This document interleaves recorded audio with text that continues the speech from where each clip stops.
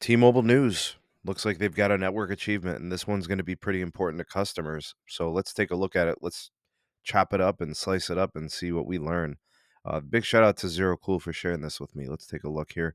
T-Mobile tops 3 gigabits per second with world's first standalone 5G carrier aggregation achievement. All right, so there is a little bit of technical jargon in here. We'll break it down for you all.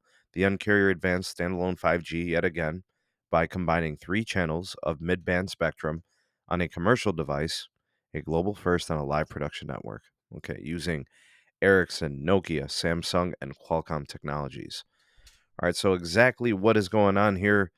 The 3 gigabit per second feet on the standalone 5G network by T-Mobile is aggregating or combining 3 channels of mid-band 5G spectrum.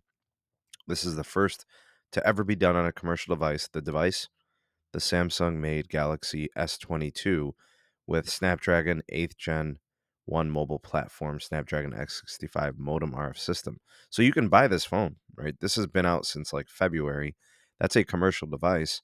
And as long as T-Mobile's, showing us that they can do this now, we can expect to see this coming to commercial deployment pretty soon. According to Neville Ray, the president of technology at T-Mobile, he said the test demonstrates the incredible power of mid-band spectrum and represents another huge step forward for standalone 5G. Now, there are a couple of things we got to note here. Let's break down the channels here. So, the carrier aggregation, or what's known as channel aggregation, they take multiple 5G channels, combine them to aggregate or, you know, compile all of the spectrum using these channels to create more speed. So it looks like two of the three, were using their N41 2.5 gigahertz ultra capacity 5G, and the other channel is of the 1900 megahertz variety, that's the PCS spectrum, for a grand total of 210 megahertz of 5G spectrum.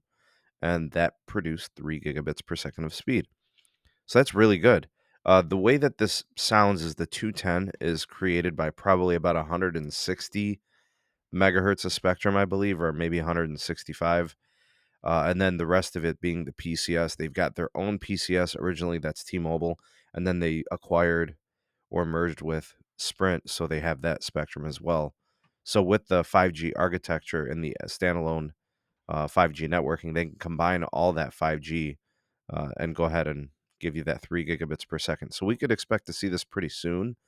I'm guessing it's going to be in markets where they have enough of that spectrum. And of course, there's Spectrum Auction 108 that's going to happen in, I think, the end of July.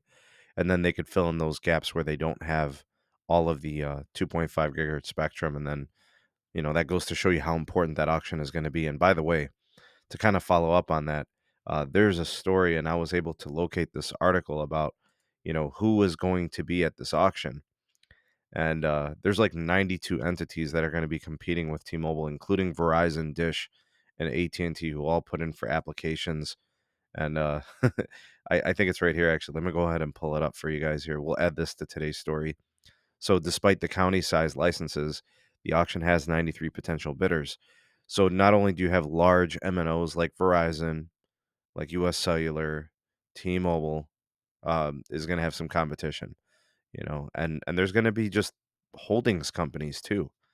All right. So all those bidders, they're going to want to either, just force T-Mobile to have to spend more money for this, or some of them are going to want to win these licenses and then lease them to T-Mobile, for an economic benefit, make some money. Here's some of the different sizes: 17 megahertz, 50 megahertz. You guys could see they really need this. And in order to do this network achievement, this combination of all the spectrum, these channels, they're going to have to get all that spectrum. They're going to need it. So, what do you guys think of this?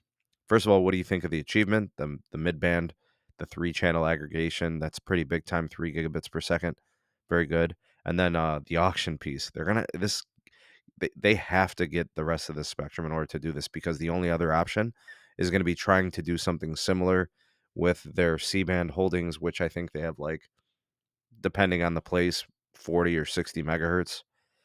And that's going to be more complicated because that channel, the N77, is kind of I don't know, it's got 2 different frequencies in it. It's got 3.45 and it's got 3.7.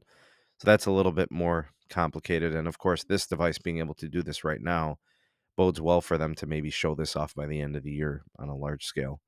What do you guys think? Sound off. Comment section below. You are the voice of the people of the SMT Nation. Let your voice be heard.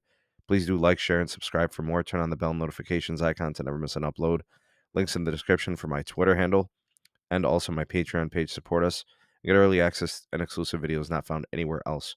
And my Gmail address is in the description box as well for all business inquiries. Thanks for watching. See you on the next one. Peace.